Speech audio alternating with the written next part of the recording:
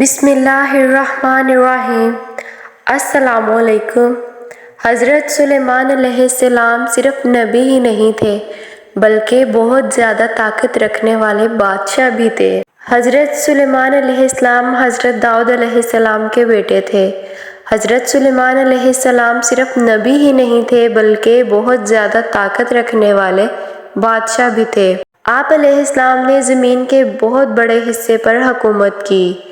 اللہ نے آپ علیہ السلام کو ایسی طاقتیں دی تھیں جن کے بارے میں سوچ کر عقل دنگ رہ جاتی ہے۔ حضرت سلیمان علیہ السلام بچپن ہی سے بہت زیادہ سوجھ بوجھ، عقل اور سمجھ رکھتے تھے۔ سامنے والے کی بات جلد سمجھ لیتے تھے، نتیجہ نکالتے اور فیصلہ کر دیتے تھے۔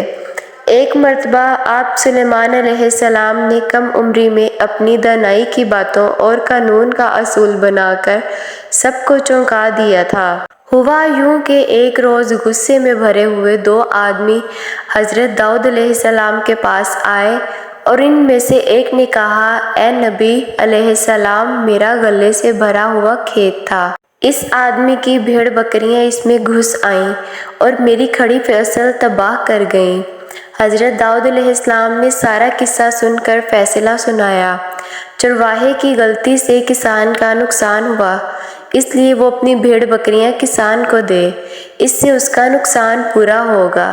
پاس ہی بیٹھے حضرت سلیمان علیہ السلام جو اس وقت کم عمر تھے، اپنے والد سے عرض کرنے لگے، ابا حضور، آپ علیہ السلام کا فیصلہ بالکل درست ہے، مگر کیا میں اپنی رائے دے سکتا ہوں؟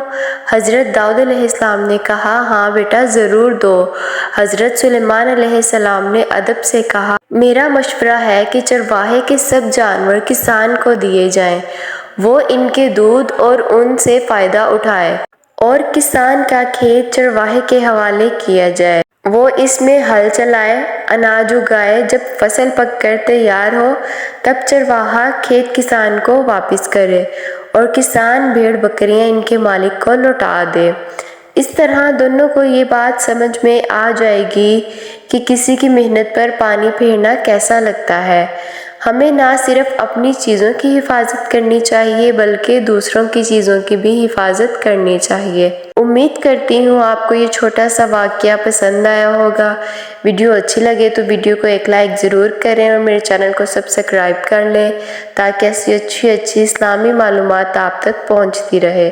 اللہ رب العزت آپ کو اور میرا حامی و ناصر دعاؤں میں یاد رکھے۔ اللہ حافظ۔